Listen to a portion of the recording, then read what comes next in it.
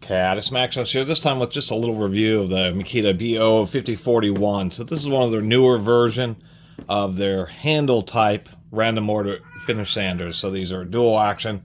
They spin this way as well as move around eccentrically. 5mm or about 3/16 of an inch of orbit. 3-amp motor, up to 12,000 RPM. So it runs actually a little bit faster than this brushless, the little corded brushless sander, which only goes to 10,000 RPM. So they're trying to give you a little bit of, I guess, extra performance. And not a bad sander, although they want around $100 or about $100 online. Some places are it's 120 or more with the case. It's actually pretty decent. Nice big metal fan there. It's one fan, but it's double-sided. There's fins on this side for pulling through and cooling the motor, and then we have a little area of fins on the bottom side to blow into the dust bag. It's actually reasonably quiet and variable speed.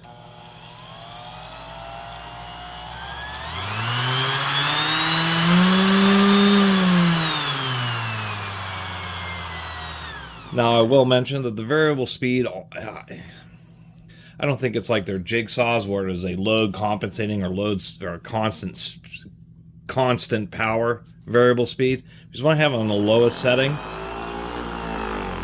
I can really slow it down. If I boost it up to, say, level 2 here,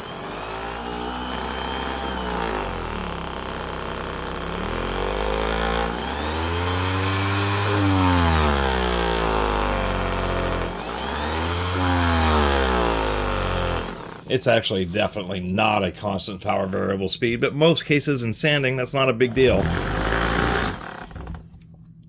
It only matters when you're actually like standing on the sander, pressing down really hard, which is not something you're going to do with the handle.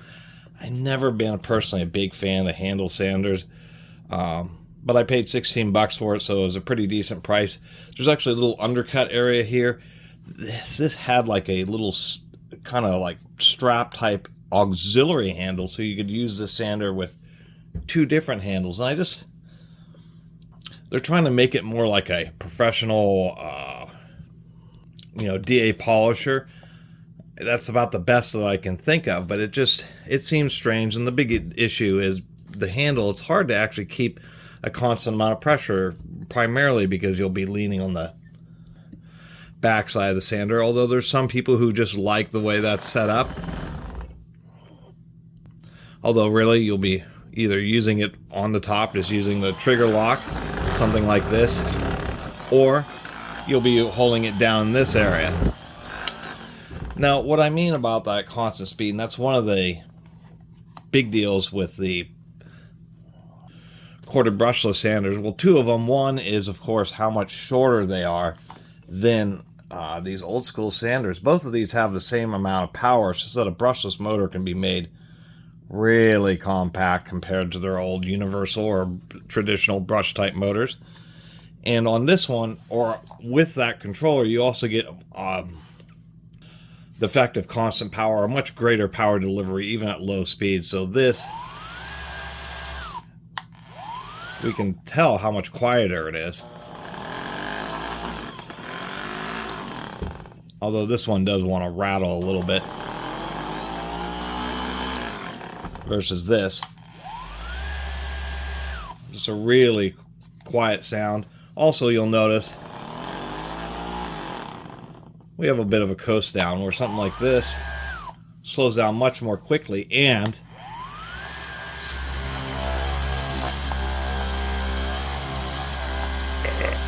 you can see how white my skin is turning.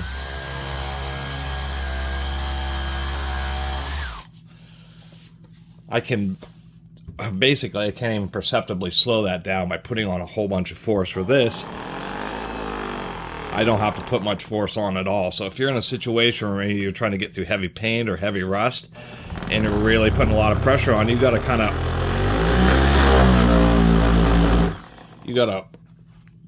over dial. You got to turn up the power a little bit higher than what you need to compensate for the amount of pressure that you're putting on the sander, which is certainly deal withable, but it's still you know, not quite as smooth and elegant.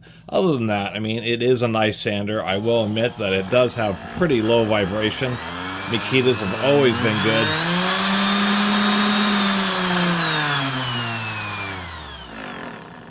Always been good about low vibration, having well-balanced tools and well-balanced motors, and this is no exception, so I'll definitely give them credit for that, even though it may be a little bit more noisy, and really the era is changing to where these types of sanders are starting to go away. And that's what's kind of surprising is now, you know, quite a bit of Chinese companies have these, as well as the professional sanding companies, things like 3M, Murica, Festool. Several brand names now have corded brushless sanders. And I think Makita may have actually just released one, but these are kind of from a bygone era. And really the other issue is the fact that this being 100 to 100 or more online, even on eBay, it seems these things go for like $50, $60, $70. Or one of these can be had for around 135 bucks. You know, at least with this Viva brand. And, you know, one of these, I mean, it's just a more modern technology. And this isn't a video to berate this Makita here. It's rightfully a nice sander. It's just once you kind of get used to something like this, which is just much lower profile, really wants to stay much flatter to the surface. Once you kind of go with one of these, you kind of notice that you just have to pay a lot closer attention to making sure that, once again, that when you operate it, you just are keeping it nice and level and nice and easy. Especially if you're trying to put, you know, a bunch of force down using the handle. But I still bought it, and I still liked it for actually the few situations where the handle does make a difference.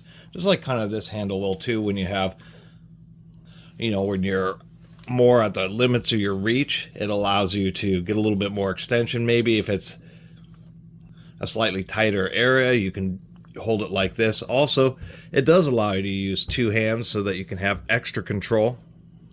Or when you do want to put a whole lot of extra pressure on, it just gives you, instead of them both being on top of each other, it just gives you a little bit more of a triangulated positioning. The one comment I will make is I kind of wish that they had more of a flare at the base of this tool, kind of like this, because when you're down low, it's kind of nice to have an area for this little shelf for your hands to rest on. Where this is certainly not bad. You have a little nub where the screw is, and of course where the dust bag is, but you still have to be just a little bit more cautious, otherwise you end up, you know, running your finger into the pad. It won't really hurt you, it just sometimes gets annoying. I'm not going to totally tear it down, but I am going to take a little look in the inside here. So this doesn't take, you know, have as much power, quite as much heat going through the brushes, say, as a saw or even a drill. So they do have Bakelite or plastic brush guides, but that's fine because the sander isn't going to risk like a lot of getting stalled out and really heavy duty or near maximum load. That's the better way to put it. Maximum load work, once again, like saws and drills and that type of stuff. I mean, it is a pretty nice trigger switch here. Do we have a power rating on that? Looks like,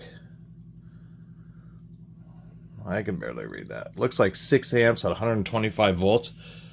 That's actually good news. It's a 3 amp rated motor, so that switch is double rated, so it is still properly Makita heavy duty. They do use JIS standard screws, but both Phillips and flathead, so if the Phillips wears out, you can still get access to it and remove it with a flathead screwdriver, which I also like seeing. We can see that it is a basic speed control. It would be a much larger electronic circuit if it were a constant power, but we already discovered that. Not a lot of dust in here, so either somebody was good about blowing it out or just it doesn't have that much time on it. And judging by the condition of the labels and the body, I suspect that this was more of used occasionally, and then they were done with whatever their bathroom remodel and decided to donate this. I guess this brush will be easier to get access to, so we'll take a look at this one and just see where Makita, surprisingly enough, has used a brush design like this on and off for, actually I don't even think off, and you know, they're cheaper drills and that type of stuff for decades. I mean, decades. It's 6000 series drills and stuff. I think all have used these. Brushes are definitely broken in, but there's still plenty of brush left. And if I get some better illumination here, we can see that commutator even still has some copper showing through, so it's just getting past its break-in period. The sander's really just starting its life. And Makita commutators actually last quite a long time, and so for the brushes and commutator to be in this kind of condition, there we go. I actually got my money's out of this. 16 bucks is well worth it, because this sander will put in a bunch of time. It has lots of hours left on it, and that's important. Out of all the other tools like drills, saws, so many power tools are more intermittent use. A saw or a drill isn't going to be running for long periods of time continuously at moderate loads. Belt sanders, or any kind of sanders, finish sanders, etc., you turn them on and then you're sanding a surface. You're spending 20, 30 minutes doing that. An hour, 2 hours, if you're doing a lot of sanding work. And that's kind of the deal, is a sander will be turned on and then will be used for an extended period of time for each work cycle, where once again drills and saws are highly intermittent. Case in point, I am going to do a video about this Makita 1030N, which is one of my favorite of all the older basic miter saws, non-compound. This Makita is a nice high torque 10-inch unit. We can see how beat up it is. This thing's 25 years old. Seems like it's had a fair amount of use, but when I check the brushes in this thing, they still had the bevel on the front. The brushes in this saw haven't even finished their break-in period, and it's 20 years older than that sander. Such as the nature of a chop saw. Anyway, not a bad little sander.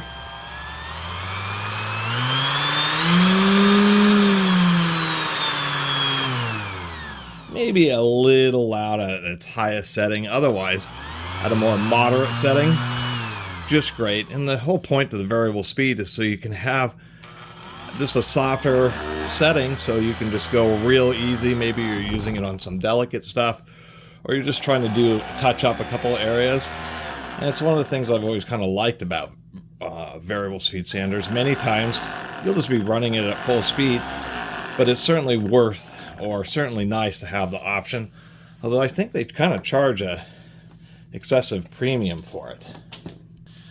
Oh, and somebody was, I think in one of the comments I'll mention in this video, is Habitat for Humanity is a charity for building housing for people, and so it makes sense that they get more than their fair share of power tools donated to them.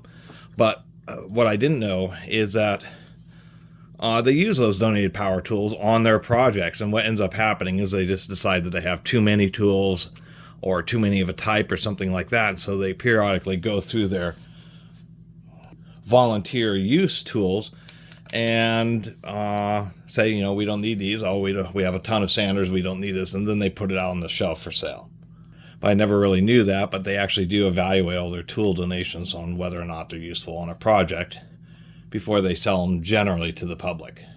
And I've also found out that what they charge for them can vary greatly from around areas of the country or one store to the other, which I guess is with any thrift store. Some thrift stores I've been to where they think everything's worth 50% of whatever they can find the retail price is. I remember like a couple years ago it was like a hiking trip out of town, stopped by like one thrift store that was in a smaller town about 50 miles away, and some of their electronics, like a couple of receivers, they'd have like eBay price and then our price, which was only like 25% off the eBay price, and it was just like, that's not a great deal. So you kind of have to be careful for that. But some 16 bucks or something like this, and I even only paid 30 for that chop saw. I feel pretty good about it, and it's nice to add one of these handle random orbit sanders to the collection. Probably won't be actually I'm sure it won't be the first one that I reach for, but I'm sure there'll be some situations where I really like to have a handle sander, and now I do. Anyway, thanks for watching.